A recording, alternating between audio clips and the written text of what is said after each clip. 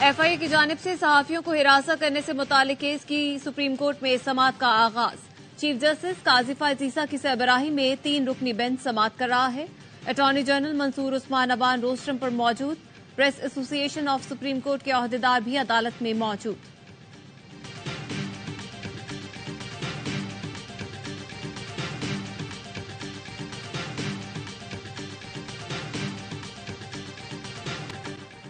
Cipher case کی سماعت آج پھر ہوگی۔ بانی PTI اور شاہ محمود کو 342 کے بیان کے لیے سوال نامہ دے دیا گیا۔ ملزمان سے 36 سوالوں کے جواب مانگے گئے ہیں۔ کیس کے اہم گواہ اعظم خان پر اسٹیٹ ڈیفنس کاؤنسل کی جرح مکمل۔ اڈیالہ جیل میں 14 گھنٹے طویل سماعت۔ جرح کے دوران شاہ محمود قریشی نے اسٹیٹ ڈیفنس کاؤنسل پر اعتراض کیا۔ عدالت نے کہا آپ بیٹھ جائیں ورنہ آپ کو کمرہ عدالت سے نکال دیں گے۔ بانی PTI اور شاہ محمود کا جج پر عدم اعتماد کا اظہار۔ وکیل سلمان صفدر نے کہا موجودہ حالات میں عدالت کے ساتھ چلنا مشکل ہو گیا ہے۔ عدالت نے جو ڈیفنس کاؤنسل بنایا اتنے قابل ہیں کہ 14 گھنٹے میں کیس سمجھ لیا، پھر 9 گواہوں پر جرح بھی کر لی، یہ ناممکن ہے۔ اہم گواہوں اعظم خان پر جرح کے دوران بھی ہمارے وکلا کو جیل سے باہر روکا گیا۔ وکیل صفائی کے پاس جرح ہی ایک ہتھیار ہوتا ہے، لیکن عدالت نے محروم کر دیا۔ سپریم کورٹ نے اپنے فیصلے میں جلد ٹرائل کا کہا، یہ نہیں کہا کہ روزانہ چلے۔ جج ابوالاسناد نے کہا جب ملزمان جیل میں ہوں تو سماعت روزانہ کی بنیاد پر ہوتی ہے۔ اس پر شاہ محمود نے کہا جج صاحب ضمانت مل بھی گئی تو ہم نے اندر ہی رہنا ہے۔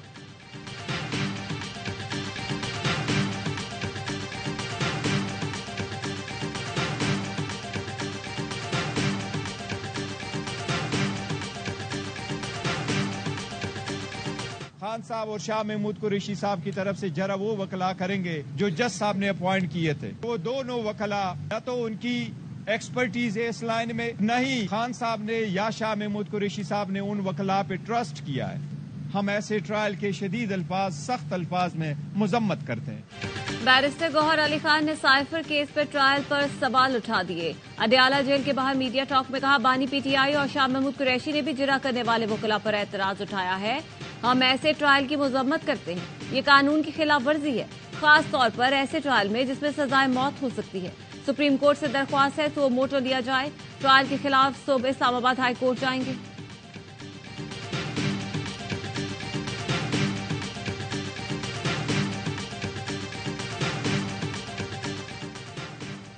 باجوہ نے کہا تھا اپنا قبلہ و سمت درست کرو ورنہ سائفر میں 12 سال سزا ہوگی۔ شاہ محمود قریشی کی غیر رسمی گفتگو، کہا سائفر کا معاملہ اٹھنے سے پہلے قمر جاوید باجوہ سے ملاقات ہوئی تھی۔ ملاقات میں اسد عمر، پرویز خٹک اور میں شامل تھے۔ پرویز خٹک اور اسد عمر کے جانے کے بعد مجھے قمر باجوہ نے روک کر بات کی تھی۔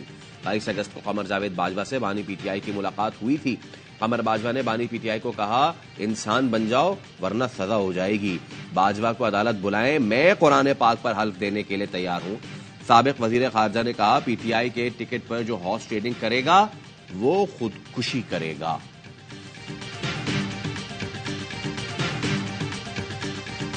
تنقید پہ کوئی ممانعت نہیں ہے، بلکہ جہاں تک میں اپنی ذات کی بات کر سکتا ہوں میں تو اس کو ویلکم کرتا ہوں۔ As far as the criticism is concerned, we have no issue. ٹھیک ہے، جو کام بانی PTI نے کیا وہی کام PDM حکومت کی معاشی ٹیم نے کیا۔ دونوں حکومتوں کی معاشی ٹیم نے معیشت کے ساتھ سیاست کی۔ معیشت ملکی استحکام کے لیے کسی ایک شخص کی طرف نہیں دیکھتی۔ معاشی بوجھ نواز شریف اور شہباز شریف نے نہیں، مجھے اور آپ کو اٹھانا پڑے گا۔ بلاول بھٹو کا شہید ذوالفقار علی بھٹو انسٹی ٹیوٹ آف سائنس اینڈ ٹیکنالوجی کے طلباء سے مکالمہ، بولے بزرگ سیاستدانوں کی سیاست سے نفرت میں اضافہ ہوگا۔ ہم چاہتے ہیں کوئی سیاسی قیدی نہ ہو، میڈیا پر پابندی نہ ہو۔ اسلام آباد کی بیوروکریسی کی ذہنیت جانتا ہوں، وہ خود کچھ کرتے ہیں نہ کرنے دیتے ہیں۔ حکومت ملی تو 17 وزارتیں اور اشرافیہ کی سبسڈی ختم کر دیں گے، پیسہ عوام پر لگائیں گے۔ زراعت، مواصلات، توانائی شعبوں پر سرمایہ کاری کریں تو معاشی استحکام لا سکتے ہیں۔ سولر سسٹم سے 300 یونٹس مفت بجلی دیں گے۔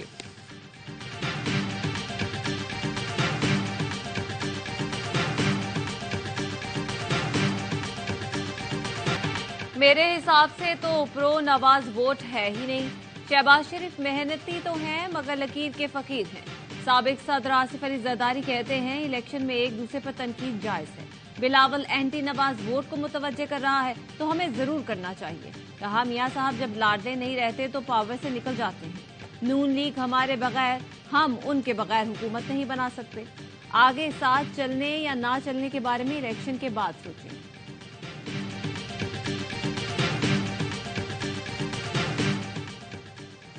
پیپلز پارٹی آج ڈیرہ اسماعیل خان میں سیاسی قوت کا مظاہرہ کرے گی۔ چیئرمین بلاول بھٹو زرداری جلسے سے خطاب کریں گے۔ حق نواز پارک میں جلسے کی تیاریاں مکمل۔ سابق صدر آصف زرداری راولپنڈی کی تحصیل کہوٹہ میں جلسے سے خطاب کریں گے۔ آصفہ بھٹو زرداری بدین میں انتخابی ریلی کی قیادت کریں گی۔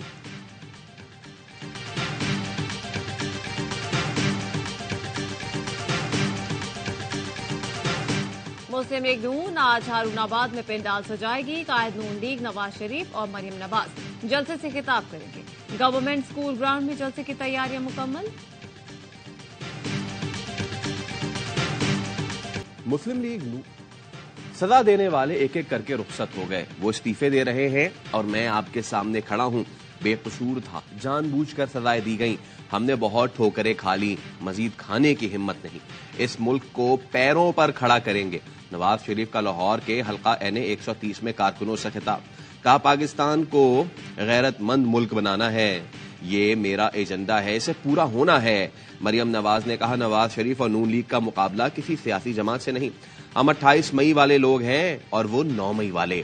2018 میں جعلی ووٹ ڈلوائے گئے، شیر کے ووٹروں کی لائنیں تھیں مگر ووٹ نہ ڈالنے دیا گیا۔ نواز شریف کو تکلیف ہے، لاہور میں 5 سال گھس بیٹھیے آ گئے تھے، آج نون لیگ کے علاوہ لاہور میں کوئی نکلنے کے قابل نہیں۔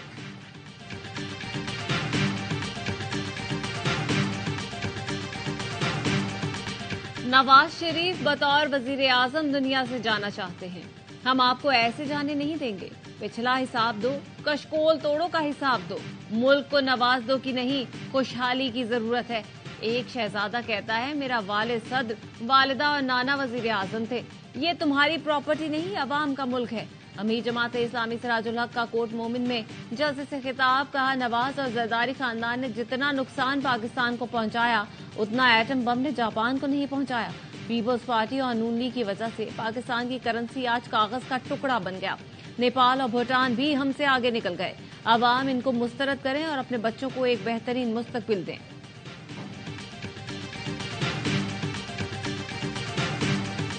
پاکستان اور ایران کا تعلقات خراب کرنے کی ہر کوشش ناکام بنانے پر اتفاق۔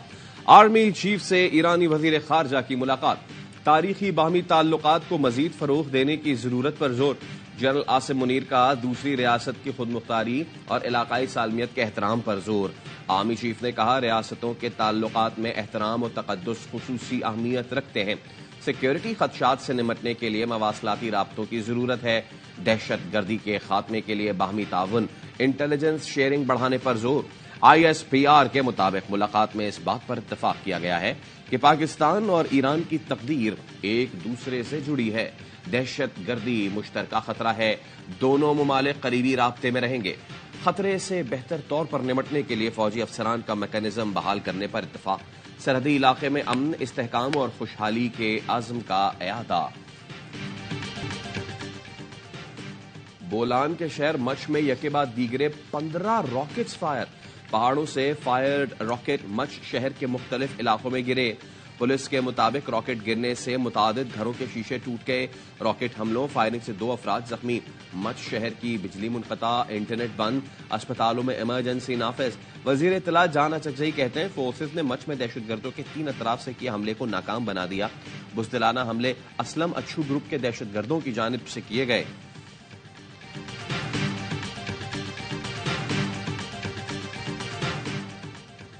سوڈان کے متنازع علاقے آبائی میں پاکستانی امن دستے پر حملہ۔ پاکستانی امن دستہ 2 مقامی مریضوں کو اسپتال لے جا رہا تھا۔ فائرنگ کے تبادلے میں سپاہی محمد طارق شہید، 2 اہلکاروں سمیت 4 افراد زخمی۔ امن دستے کے اہلکاروں کی موت سے جوابی کارروائی پر حملہ آور پسپائی پر مجبور۔ ISPR کا کہنا ہے کہ پاکستانی امن دستوں نے ہمیشہ پیشہ ورانہ مہارت سے خدمات انجام دی۔ پاکستان اقوام متحدہ کی سرپرستی میں امن اور استحکام کے لیے کردار ادا کرتا رہے گا۔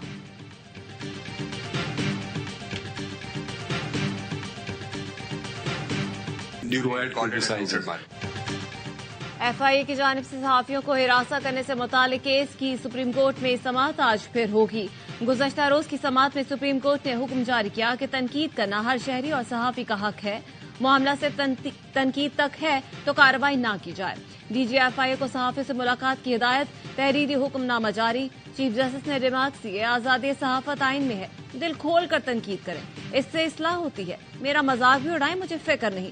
اٹارنی جنرل نے تنقید پر کارروائی نہ کرنے کی یقین دہانی کروا دی۔ جسٹس مسرت ہلاری نے کہا تنقید ضرور کریں، تضحیک عجیب بات ہے۔ بدقسمتی سے YouTube پر دوسروں کو گالیاں دینا ذریعہ معاش بن گیا ہے۔ سپریم کورٹ نے صحافیوں پر تشدد کی رپورٹ 2 ہفتے میں طلب کر لی۔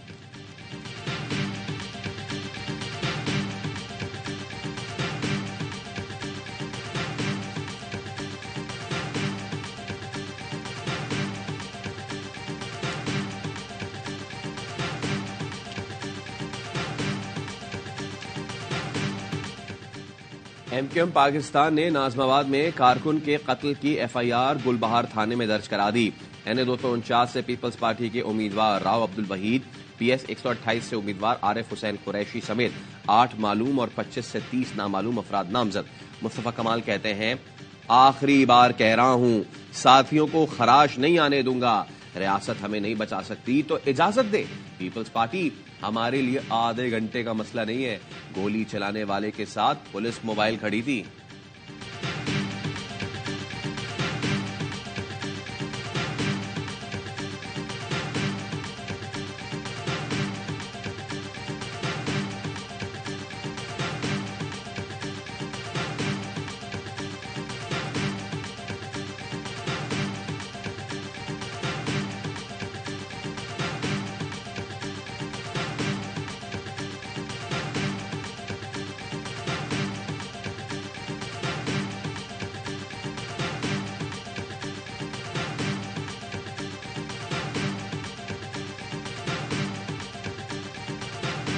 پیپلز پارٹی نازم آباد میں پیش آئے واقعے کی ذمہ دار نہیں ہے، اس کو ہم پر تھوپا جا رہا ہے۔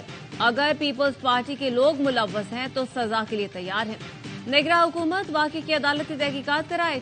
پیپلز پارٹی کے رہنما سعید غنی کہتے ہیں مصطفیٰ کمال نے ہم پر را کے ایجنٹ ہونے کا الزام لگایا، جو حیران کن ہے۔ وہ سر عام دھمکیاں دے رہے ہیں کہ لڑنے جھگڑنے میں ان سے کوئی تگڑا نہیں۔ بار بار کہہ چکا ہوں انہیں روکیں، یہ شہر میں افراتفری چاہتے ہیں، یہ دوبارہ بانی متحدہ والی MQM کو بحال کرنا چاہتے ہیں۔ الیکشن ٹھیک ہو گئے تو MQM ایک نشست بھی نہیں جیت سکتی۔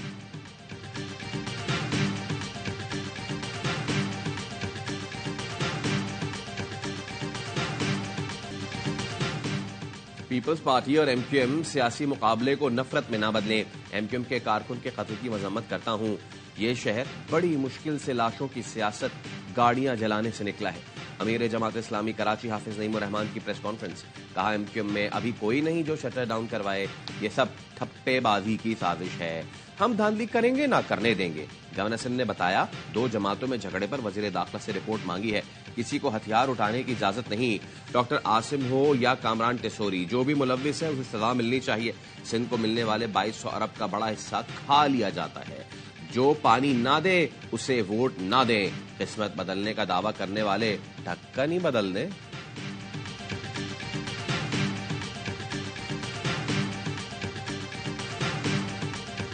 شرح سود 22% برقرار۔ فلسطینی پناہ گزینوں کی مدد کرنے والے اقوام متحدہ کے ادارے پر اسرائیل کے الزامات۔ مغربی ممالک کی دوغلی پالیسی، صرف الزامات پر یورپی کمیشن نے UNRWA کی فنڈنگ میں کمی کر دی۔ اصلاحات کا مطالبہ، امریکہ، جرمنی، برطانیہ سمیت کئی ممالک نے فنڈنگ روک دی۔ پاکستان کا اظہار تشویش، ترجمان دفتر خارجہ نے کہا UNRWA 20 لاکھ سے زائد لوگوں کے لیے لائف لائن ہے، محض الزامات کے جواب میں فنڈنگ معطل کرنے کا فیصلہ بلا جواز ہے۔ اسرائیل نے الزام لگایا تھا کہ UNRWA 7 اکتوبر کو اسرائیل پر حملوں میں ملوث ہے۔ غزہ میں اسرائیلی فوج کے وحشیانہ حملے جاری، 24 گھنٹے میں 215 فلسطینی شہید، شہداء کی مجموعی تعداد 26,637 ہو گئی۔ حماس نے اسرائیل کے 4 ٹینکس تباہ کر دیے۔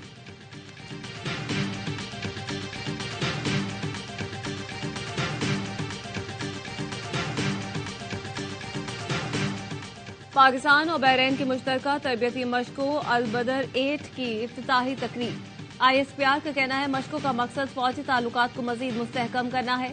دونوں ممالک کے فوجی دستے ایک دوسرے کے تجربات سے استفادہ کریں گے۔ انسداد دہشت گردی کے حوالے سے مشقیں 2 ہفتے تک جاری رہیں گی۔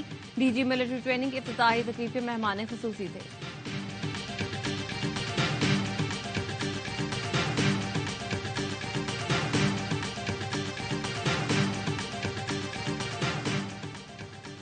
ICC under 19 world cup super sixes मरहले का आज से आगाज। कौमी टीम आयरलैंड से टकराएगी। ग्रीन शर्ट्स ग्रुप मरहले में नाकाबिले शिकस्त रहे। अफगानिस्तान, नेपाल और न्यूजीलैंड को आउट क्लास करके सुपर सिक्सेस में जगह बनाई। शाहीनों ने ग्रुप डी में टॉप पोजीशन हासिल की थी।